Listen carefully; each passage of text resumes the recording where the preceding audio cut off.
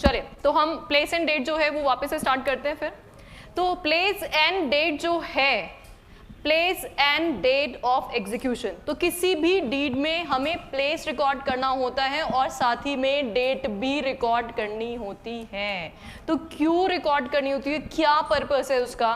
तो देखो, एक तो मैंने अभी भी नाम लिया स्टैम्प एक्ट का। कौन सा?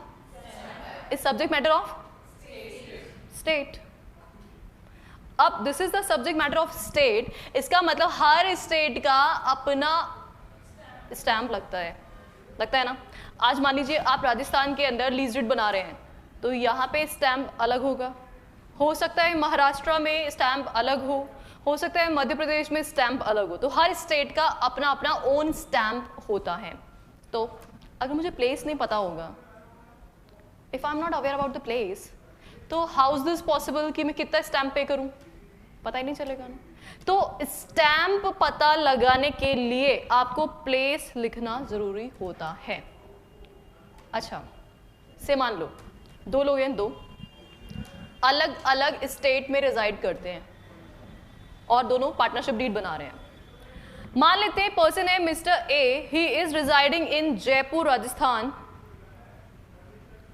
और एक पर्सन है mister B, he is residing in Mumbai Maharashtra. ठीक बात? Mister A is residing in Rajasthan and mister B is residing in Maharashtra.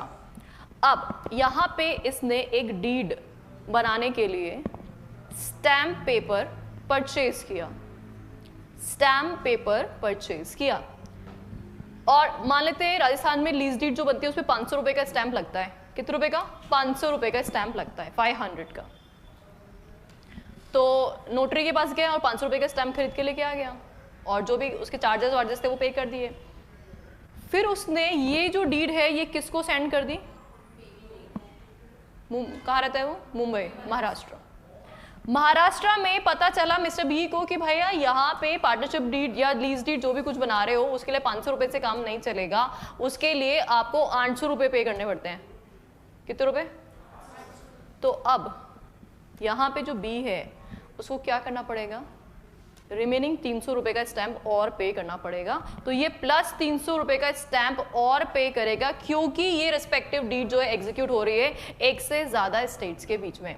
तो अगर एक से ज्यादा स्टेट्स इन्वॉल्व होते हैं तो इन दैट केस आपको क्या करना पड़ता है? हाईएस्ट स्टैम्प ड्यूटी पे करनी पड़ती है। क्या पे करनी पड़ती है? अब है ना, ये मत बोल देना कि मैम ऐसा कर लेते हैं कि मुंबई में एग्जीक्यूट करते हैं 800 रुपए पे करते हैं, राजस्थान में मंगा लेते हैं तो 300 रुपए का रिफंड मिल जाएगा। ऐसे मत बोल देना। बात समझ में आ गई मेरी? तो अगर आपने ऑलरेडी हाईएस्ट पे किए तो बहुत अच्छी बात है, और लेकिन अगर आपने लोअर पे किए तो आपको और डिफरेंस अमाउंट पे करना पड़ेगा।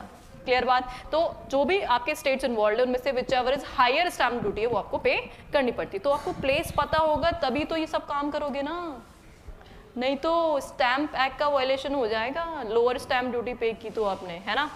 अच्छा, एक और एग्जाम्पल है। अभी 3 लोग हैं, 3 लोग, एक जयपुर राजस्थान में रह रहा है, एक मुंबई महाराष्ट्र में रह रहा है, और एक जापान रह रहा है। कहाँ रह रहा है? कहाँ रह रहा है?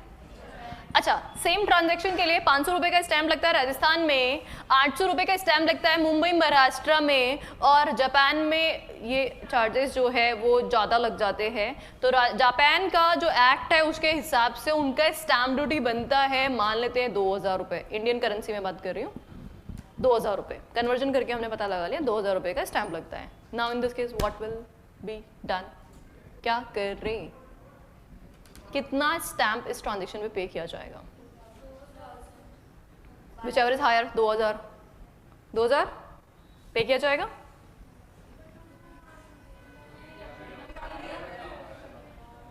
कितना नहीं, पार्टीज को स्टैम्प तो पे करना पड़ेगा, तो कितना स्टैम्प पे करना पड़ेगा इन दैट केस? 800 पे करना पड़ेगा। तो फॉरेन वाला 2000 आप दोगे नहीं, मतलब पैसा खा जाओगे उनका, ऐसा। मतलब जापान का है तो है, हमें क्या मतलब है, हम तो नहीं देंगे, हम इंडिया का देंगे जरूर, ऐसा। This you are going to do, हाँ, मतलब फॉरेन जो भी होंगे लॉज उनका वायलेशन करोगे। क्या बोलते हो, क्या सोचते हो? देखो भाई, इंडिया में तो विच एवर इज हायर ही होगा, इंडिया में तो विच एवर इज हायर होगा तो 800 रुपये तो लगेगा ही लगेगा, प्लस साथ में जो फॉरेन का है वो अलग से लगेगा, तो वो आपको अलग से पे करना पड़ेगा। तो टोटल मिलाकर के आपको इस पे 2800 रुपीज़ का स्टैम्प पे करना पड़ जाएगा। मैं स्टैम्प पैक नहीं पढ़ा रही हूँ, मैं तो जनरल बता रही थी आप लोगों को, है ना। मेरा कतई इंटेंशन स्टैम्प पैक पढ़ाने का नहीं है, मैं सिर्फ प्लेस बता रही थी आपको, मैं ड्राफ्टिंग सिखा रही हूँ, तो इसलिए भावनाओं में बिल्कुल नहीं बहेंगे हम। वापस से मेरे टॉपिक पे आ रही हूँ मैं, जल्दी से सुनो वापस से व्हाट आई एम सेइंग। जब भी मैं डीड ड्राफ्ट करती हूँ, कोई भी ड्राफ्टिंग हम करते हैं, वहाँ पे आपको प्लेस मेंशन करना होगा, क्योंकि हमारा स्टैम्प एक्ट जो है वो स्टेट वाइज पूरे होल नेशन पे सेम एप्लीकेबल नहीं होता। अगर होल नेशन पे सेम होता तो कोई दिक्कत ही नहीं थी, फिर तो आप सिंपली चाहे प्लेस लिखो या नहीं लिखो क्या ही फर्क पड़ता है, पूरे इंडिया में एक ही ड्यूटी लगने वाली है। बट ऐसा नहीं है, हर स्टेट का अलग अलग स्टैम्प है, तो इसलिए आपको उस रेस्पेक्टिव स्टेट के साथ उसका जो भी लोकेशन है वो आपको रिकॉर्ड करना पड़ेगा। एग्जैक्ट एड्रेस नहीं लिखते हैं यहाँ पे, सिर्फ लोकेशन लिखते हैं, जैसे Gopalpura bypass Jaipur Rajasthan, that's it. क्यों जरूरी है? राजस्थान की ड्यूटी है तो राजस्थान की पे करेंगे, महाराष्ट्र की ड्यूटी है महाराष्ट्र की पे करेंगे, यूपी की ड्यूटी है तो यूपी की ड्यूटी पे करेंगे। बात समझ में आई?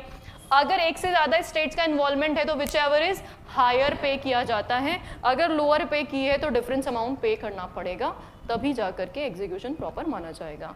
और हाँ,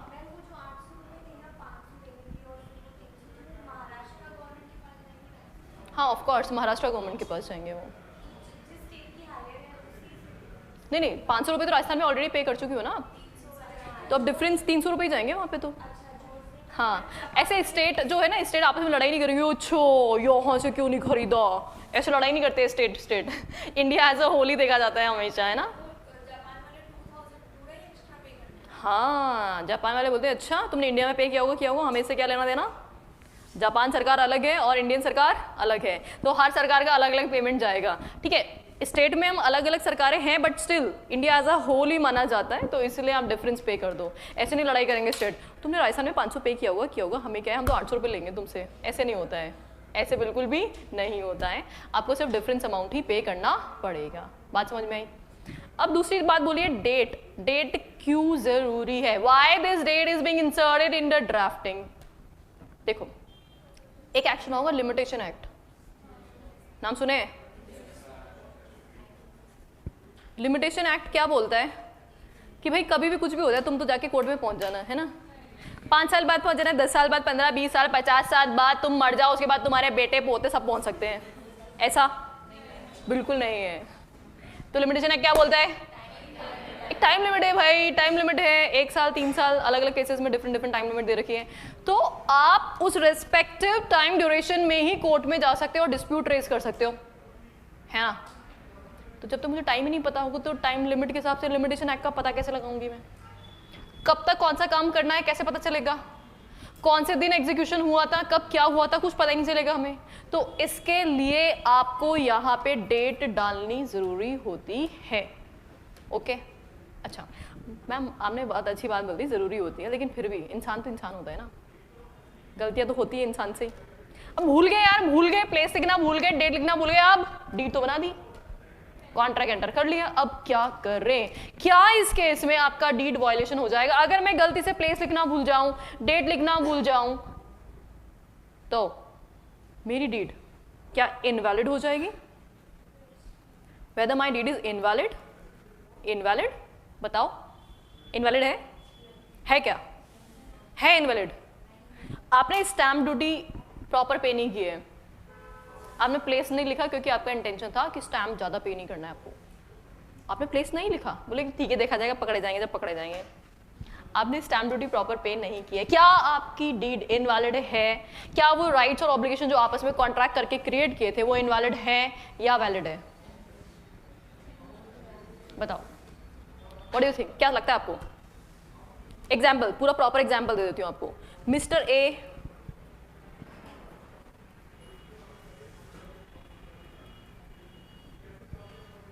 ये हमारे मिस्टर ए हैं एंड ये एक और मिस्टर है हमारे पास,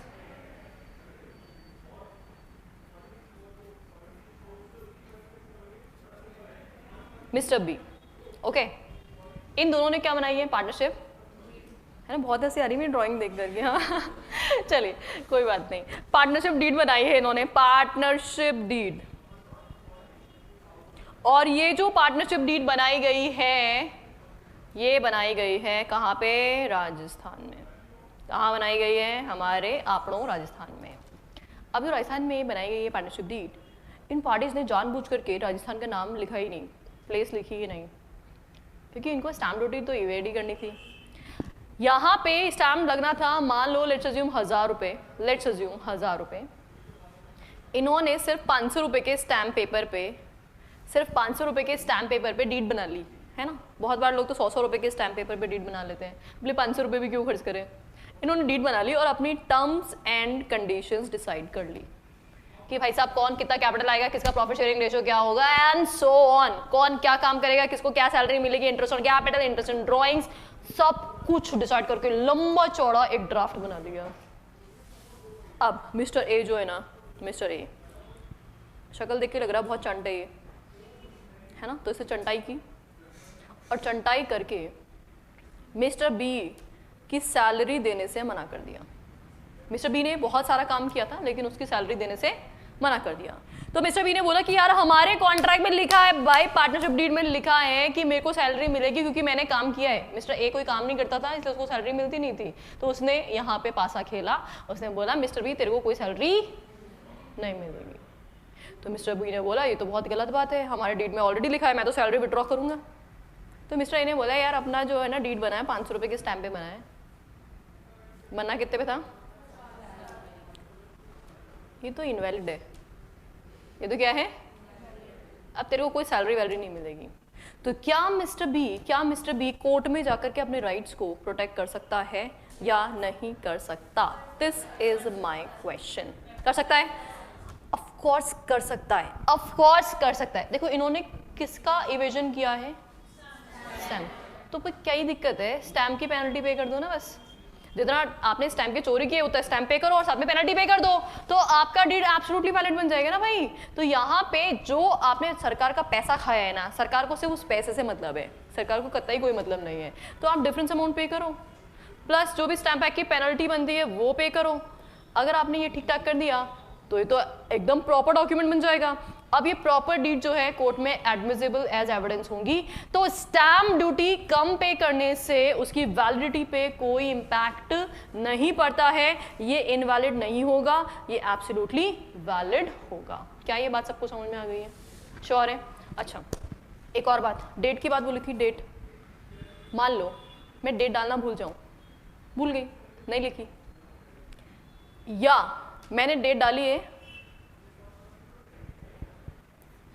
बताओ 30 फरवरी, जो ना कभी आई थी ना आई है ना कभी आएगी, डाल दी। अब भावु को जाते ना टाइपिंग करते करते याद ही नहीं रहा 29 फेब डेट थी और भूल गए हम कि भैया 30 फेब होती ही नहीं है, मंथ चेंज हो गया लेकिन अभी तक भावनाओं में बैठे हुए। जैसे अभी भी है ना 2021 को हम 2020 लिख देते हैं, बहुत बार डेट डालते डालते भूल ही जाते हैं, एकदम साल भर के भावनाएं निकलती नहीं है। अगर 30 फेब डाल दी, इम्पॉसिबल डेट डाल दी है आपने, 31 अप्रैल डाल दिया आप, ऐसी भावुक हो गए, टाइपिंग एरर हो गई है, तो in that case what will happen, क्या करें उस केस में? डीड इनवैलिड नहीं होगी।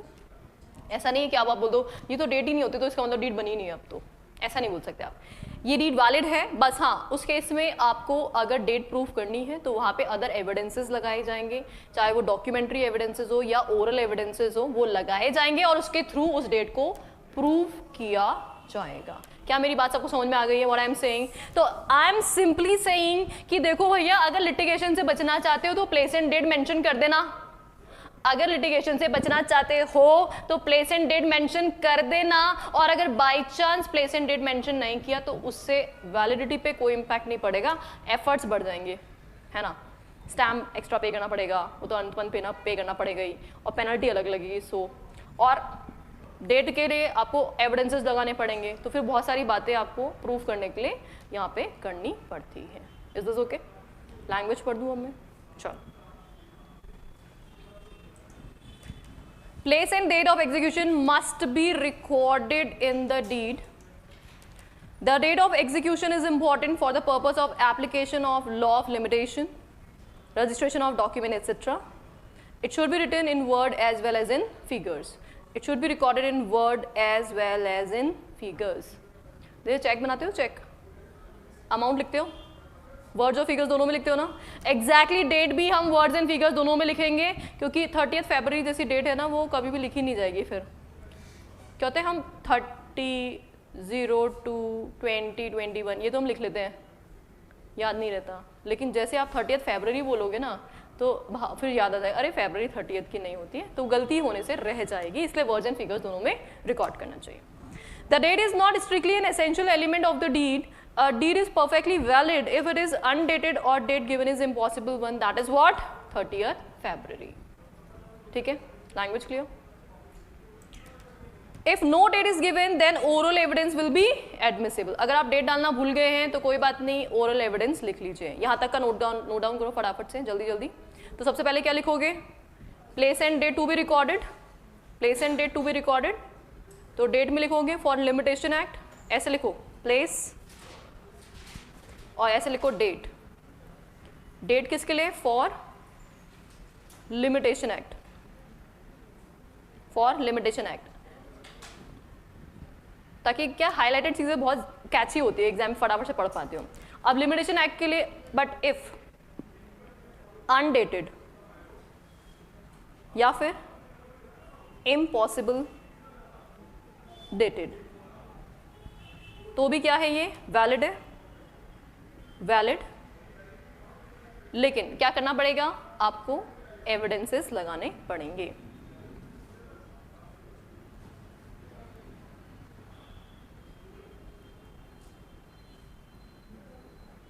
अगर कल को कोई बात होती है तो आपको एविडेंस के थ्रू उस डेट को प्रूफ करना पड़ेगा। जैसे लीज डीड बना रहे हो आप, लीज डीड, तो लीज डीड में आपने डेट डालना भूल गए तो आपने कभी ना कभी सिक्योरिटी का अमाउंट जमा कराया होगा, तो उससे आप एविडेंस प्रूव कर सकते हो। आपने प्रॉपर्टी का पोजेशन लिया होगा, उससे आप प्रूव कर सकते हो। मतलब बहुत सारे आपके सर्कमस्टेंशियल एविडेंसेस होते हैं, उनके थ्रू आप उस डेट को प्रूव कर सकते हो। और प्लेस में क्या लिखोगे, stamp act, stamp act.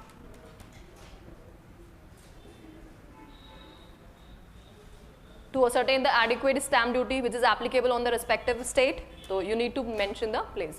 But again, if not mentioned, तब भी कोई दिक्कत वाली बात नहीं है। सच आप क्या कर लीजिए, डिफरेंस अमाउंट प्लस पेनल्टी पे कर दो, तो ये एडमिसिबल एज एविडेंस हो जाएगा।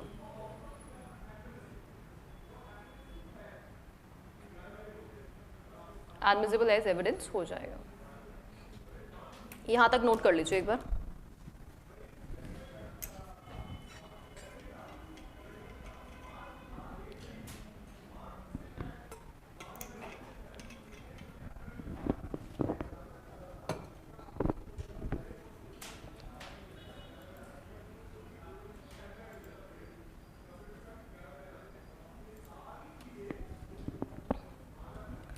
Is this done?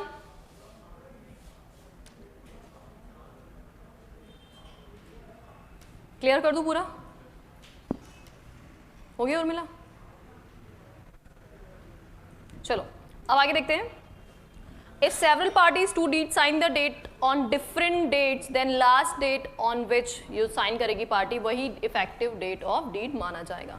चार पार्टीज हैं, चार पार्टनर्स हैं, जब लास्ट पार्टनर साइन करेगा वही उसकी एक्चुअल डेट ऑफ साइनिंग मानी जाएगी, है ना। जब तक सब लोग साइन नहीं करते हैं डीड बनती नहीं है, याद है ना आप लोगों को।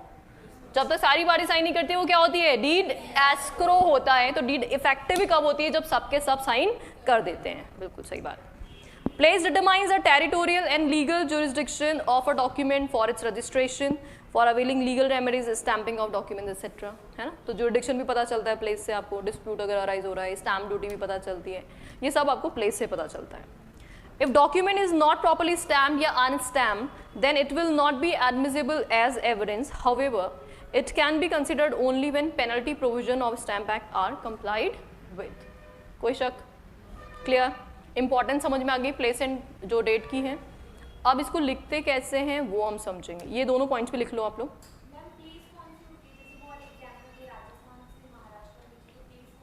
तो उसमें दोनों प्लेस आएंगी, दोनों प्लेसेस रिकॉर्ड किए जाएंगे। अगर 2 स्टेट इन्वॉल्व है तो दोनों स्टेट रिकॉर्ड किए जाएंगे। Executed on Rajasthan and Maharashtra, दोनों प्लेसेस रिकॉर्ड करेंगे।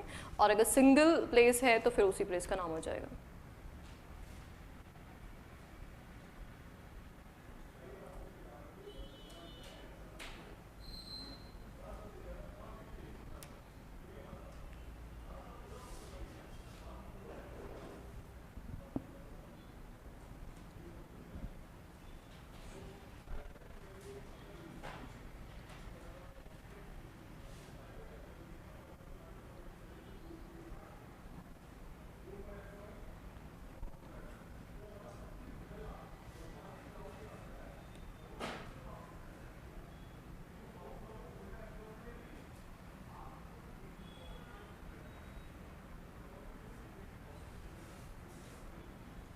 हाँ जी, डन। अब लिखेंगे कैसे, ड्राफ्ट कैसे करेंगे, वो हमारे लिए बहुत इंपॉर्टेंट पोर्शन है क्योंकि ड्राफ्टिंग हमें करनी है। तो यहाँ पे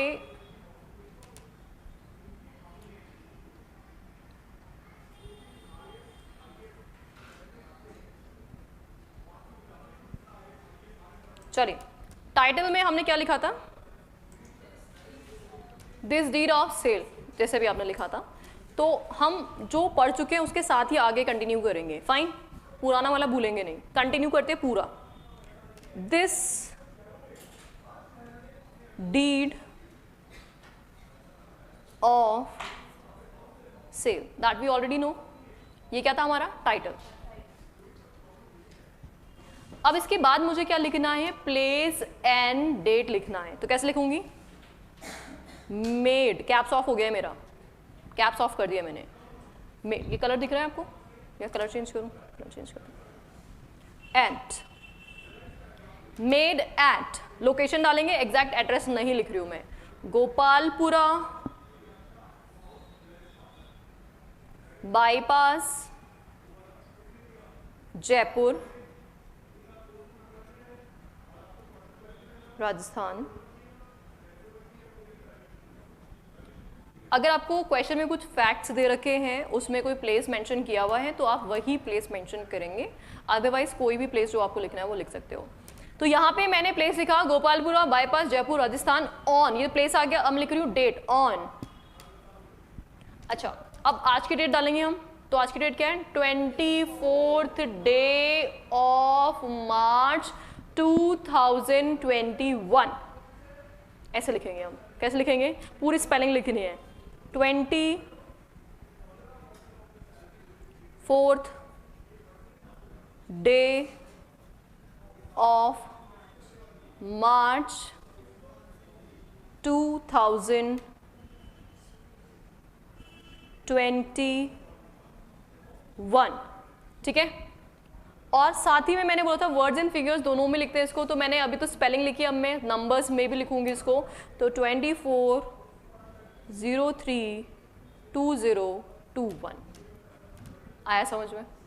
तो ये हमारा पहला पैराग्राफ यहाँ पे कंप्लीट होता है। तो इस फर्स्ट पैराग्राफ में हमने टाइटल रिकॉर्ड किया है, प्लेस एंड डेट रिकॉर्ड किया है। गॉट इट, नोट करो, फटाफट से नोट कर लो इसको। और हर डेट में सेम चलेगा, बिना एक किसी वेरिएशन के, एज ए कैसे चेपना है हमें। किसके नीचे, ये पूरा एक ही लाइन है, वो थोड़ा ऊपर नीचे हो गया ऐसे लिखने में। ऐसे एक ही लाइन है, सेम लाइन है बेटा।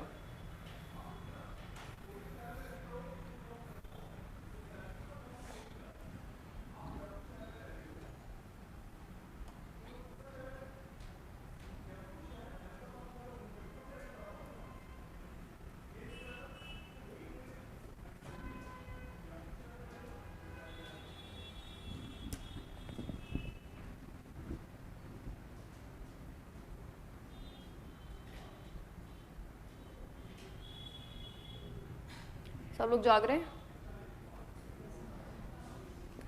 ऐसा तो नहीं सुबह से पढ़ पढ़ के ऐसे थकेले हो गए हो?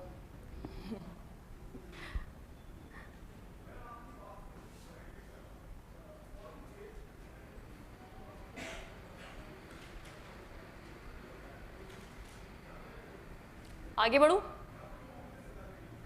हो गया? याद भी हो गया? सबको बहुत सिंपल है बातें अभी तक तो, है ना। जो भी सेल डीड बना रहे हो, लीज डीड बना रहे हो, टाइटल रिकॉर्ड करना और प्लेस रेट रिकॉर्ड करना, एग्जैक्ट एड्रेस नहीं डालना है, अभी सिर्फ लोकेशन डालनी है। सांगानेर में बना रहे हो तो सांगानेर डाल देना, जगतपुरा में बना रहे हो जगतपुरा डाल देना, मतलब जहाँ भी बना रहे हो वहाँ डाल देना। अब तीसरा जो है हमारा, that is what, description of parties. अभी मैं बताओ, कोई भी ड्राफ्ट बनता है तो कम से कम 2 पार्टीज होती है ना, या अकेली पार्टी खुद ही इससे सारा ट्रांजेक्शन खुद ही को कर लेती है। मैंने प्रॉपर्टी खुद को ही बेच दी, ऐसा हो सकता है क्या? तो 2 पार्टीज तो होंगी ही होंगी। एक कौन होता है? ट्रांसफरर, और एक कौन होता है? ट्रांसफरी। लेट्स अज्यूम, एक नाम सुना होगा आपने, मिस्टर अनिल कपूर। नाम सुना है क्या? सबने सुना है, सब जानते भी हैं और बहुत सारी मूवीज देखी भी है इनकी। अच्छा, साथ ही में इनकी एक बेटी भी है, नाम सुना है, सबने सुना है, मूवीज नहीं देखी होगी किसी ने भी, सोनम कपूर। ठीक है, अब कोइंसिडेंटली मेरा नाम भी सोनम है और इसीलिए मैं ये एग्जाम्पल दे रही हूँ आपको। अभी क्या हुआ ना, मिस्टर अनिल कपूर जो है ना, बहुत पैसा है इनके पास, बहुत बहुत पैसा है, एकदम तब दमादब बहुत पैसा कमाया इन्होंने। अब जब इनकी बेटी की शादी थी, अगेन शादी में गिफ्ट तो देते ही हैं, और इंडियन सोसाइटी में बेटी की शादी में उसको गिफ्ट ना दें तो ऐसे कैसे होगा। तो अनिल कपूर ने अपनी बेटी सोनम कपूर की शादी में उनको एक बंगलो गिफ्ट किया। क्या गिफ्ट किया?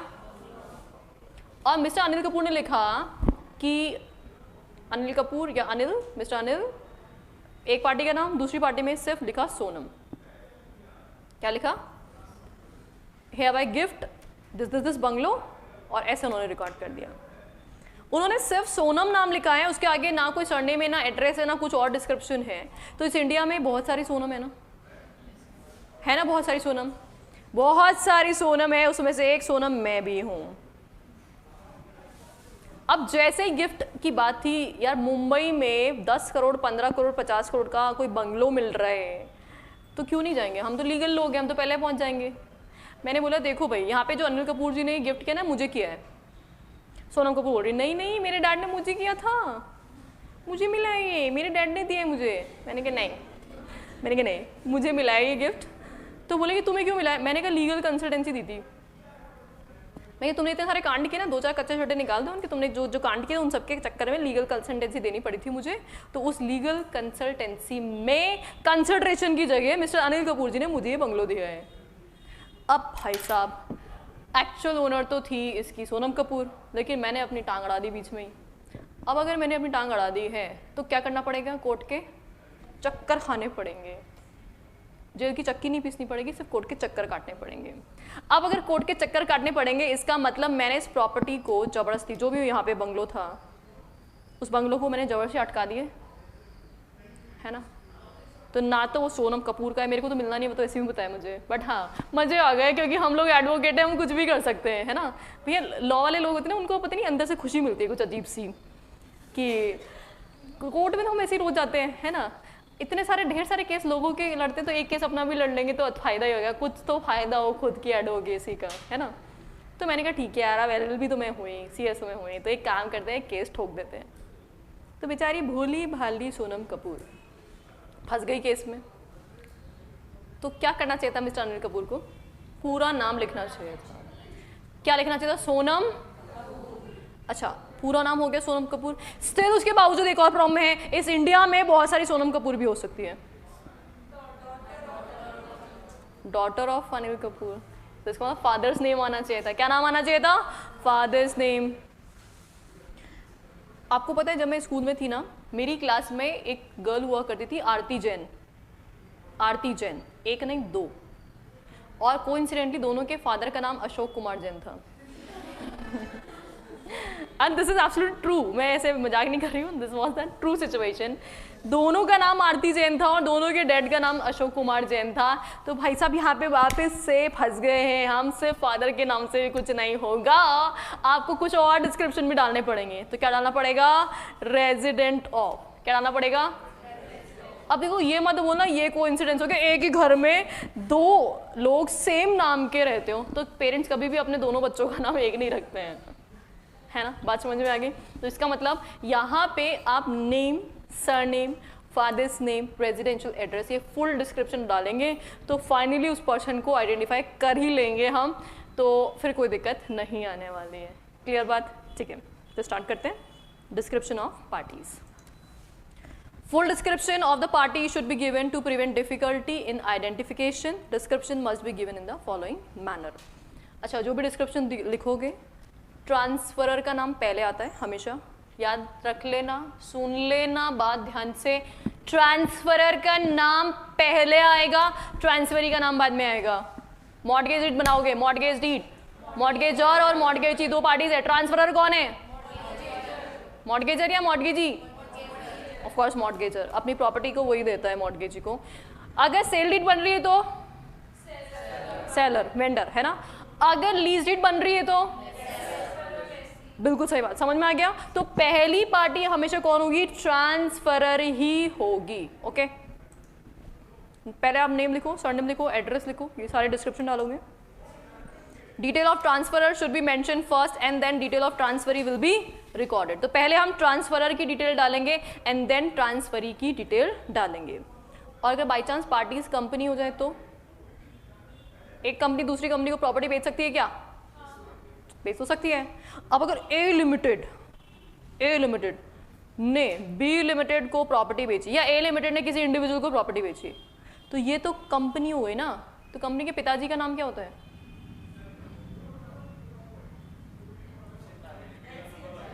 कंपनी जो है उसका यूनिक नेम होता है ना।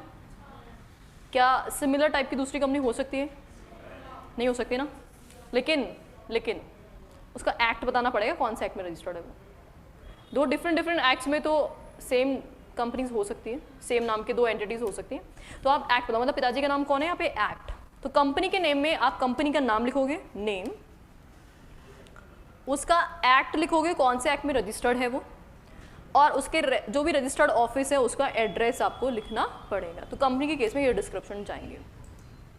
In case juridical person like company, it is necessary that after the name, registered office and particular act under which the company or society was incorporated, it shall be recorded.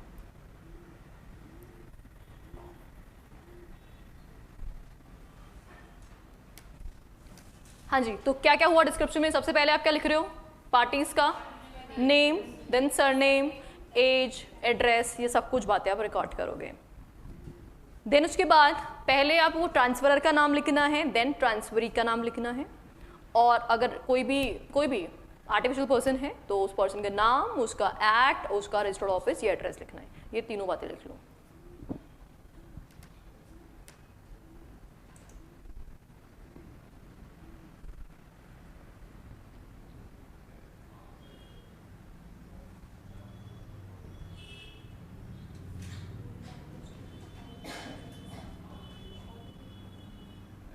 हाँ जी, लिख लिया सबने यहाँ तक?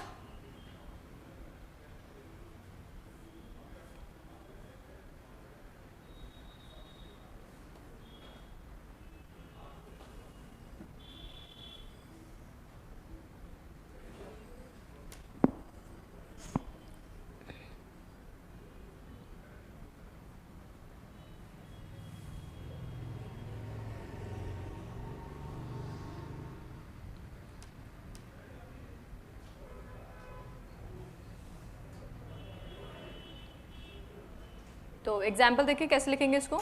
Now listen, मैंने सबसे पहले लिखा this deed of sale made at Gopalpura bypass Jaipur on 24th day of March 2021। वो तो एज इट इज आएगा। उसके बाद नेक्स्ट लाइन में लिखूंगी मैं बिटवीन। क्या लिखूंगी मैं? बिटवीन, हाँ कैपिटल में, बिटवीन। सेंटर में रिकॉर्ड किया है मैंने, ये सेंटर में ही लिखेंगे बिटवीन। अब दो पार्टीज होंगी, पहला वेंडर आएगा, दूसरा परचेजर आएगा।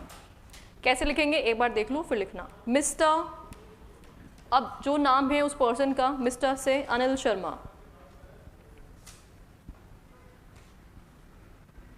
मिस्टर अनिल शर्मा, नेम के साथ मैंने सरनेम भी लिखा है, सन ऑफ। अब इनके पिताजी का नाम आएगा अब जो भी नाम है, मान लीजिए राम प्रकाश शर्मा,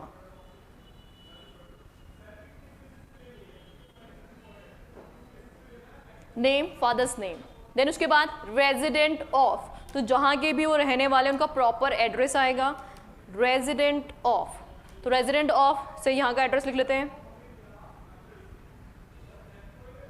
423B सूर्य नगर,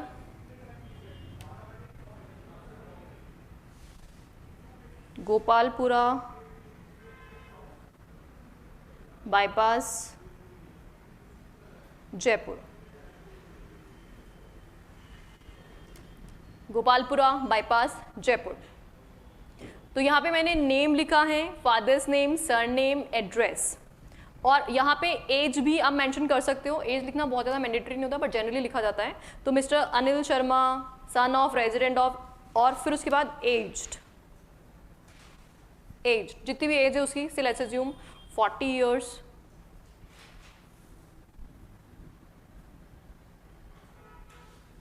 ठीक है।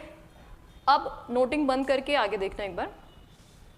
ब्रैकेट में यहाँ पे मैं रेफरेंस लेबल लिख रही हूँ। क्या लिख रही हूँ? रेफरेंस लेबल, क्योंकि मैं हर बार हर लाइन में ये नहीं लिख सकती mister Anil Sharma son of resident of, ये पूरी डिस्क्रिप्शन बार बार नहीं लिख सकती, तो उनको एक शॉर्ट नेम देना पड़ेगा हमें।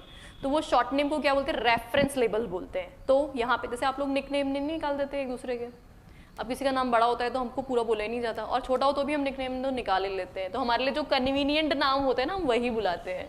एग्जैक्टली यहाँ पे भी हमें एक कन्वीनियंट नामकरण करना पड़ेगा। तो यहाँ पे मैं लिख रही हूँ here in after, here in after मतलब आगे से, है ना, here in after called, here in after called the vendor, called the vendor, the vendor मैंने इन्वर्टेड कॉमा में लिखा है, ऑफ वन पार्ट। तो ये हमारे एक पार्ट का एक पार्टी हो गई है। तो पहली पार्टी को हमने क्या नाम दिया है? वेंडर नाम दिया है, क्योंकि हम सेल डीड बनाने जा रहे हैं। अगर मॉर्टगेज डीड बना रहे होते तो मॉर्टगेजर लिख देती मैं, या लेसर होता तो लेसर, जैसा भी नाम होता, तो वो हम ट्रांसफरर का नाम रिकॉर्ड कर रहे हैं। बात समझ में आ गई? दूसरी पार्टी क्या होगी? एंड। क्या लिखेंगे? वर्सेस मत लिख देना, दुश्मनी नहीं है। जब हम पेटिशन फाइल करते हैं तो वर्सेस लिखते हैं, हम पेटिशंस भी पढ़ेंगे तो उसमें हम वर्सेस लिखेंगे। यहाँ क्या लिखना है? एंड लिखना है। दोनों के बीच में कोई दुश्मनी नहीं है, दोनों एकदम भाईचारे से, एकदम प्रेम से एक अग्रीमेंट ड्राफ्ट कर रहे हैं। तो एंड दूसरा नाम जो भी आपको लिखना है, mister Bimal Sharma son of Prem Prakash Sharma, resident of, आपको जो भी नाम लिखना है, खुद का नाम लिखना है, खुद का नाम लिख लो, मुझे जो नाम याद रहे मैंने वही लिख दिया है। रेजिडेंट ऑफ, प्रॉपर एड्रेस डालेंगे यहाँ पे, जैसे अभी ऊपर लिखा था हमने प्रॉपर एड्रेस, और देन वही एज्ड, जितनी भी एज है 35, 40, 55, 90, 80, जो भी लिखना है, 200 साल, जो भी लिखना है आपको, यू कैन रिकॉर्ड इट। और ब्रैकेट में हाँ इंपॉर्टेंट चीज़ क्या याद रखनी है? Here in after called, here in after called. आप एग्जाम में कोई भी एड्रेस लिख सकते हैं, आपको भूतों की बंगली, कोई पता नहीं, कुछ भी लिखना है अगर आपको, है ना, ये शमशान घाट, हाँ जो भी कुछ लिखना है आपको, whatever you want to record, you are absolutely allowed. हाँ बस अपना खुद का एड्रेस मत लिख के आना, खुद का एड्रेस नहीं लिखना है, वो अलाउड नहीं होता। खुद का नाम और खुद का एड्रेस नहीं लिखना है एग्जाम के अंदर, ठीक है। कॉपी में ऑब्जेक्शन रेस हो जाते हैं खुद के नाम और एड्रेस लिखने से, बाकी कुछ भी लिखो। हेन after call the purchaser of other part, of other part, of other part लिख लेना, मेरे पास स्पेस खत्म हो गया अब लिखने का। Of other part,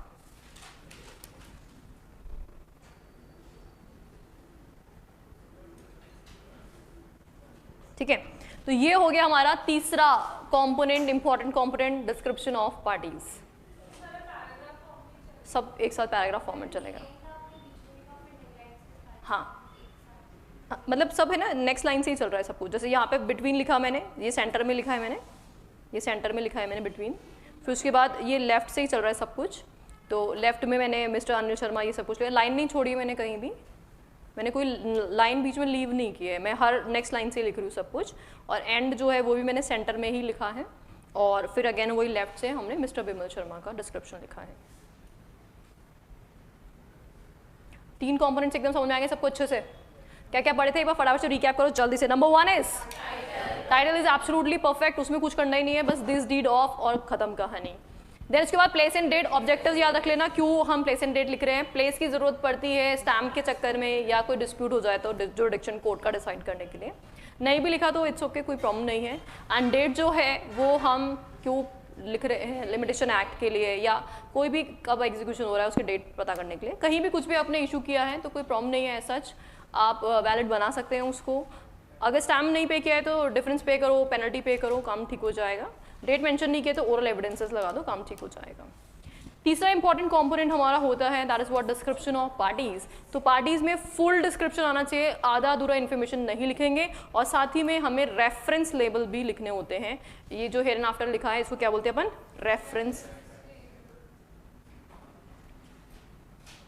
reference label. तो अब हमें फ्यूचर में बार बार पार्टीज का फुल डिस्क्रिप्शन लिखने की कतई जरूरत नहीं होगी। हम यहाँ पे simply her bar the vendor, the purchaser यही वर्ड यूज करने वाले हैं। Got it?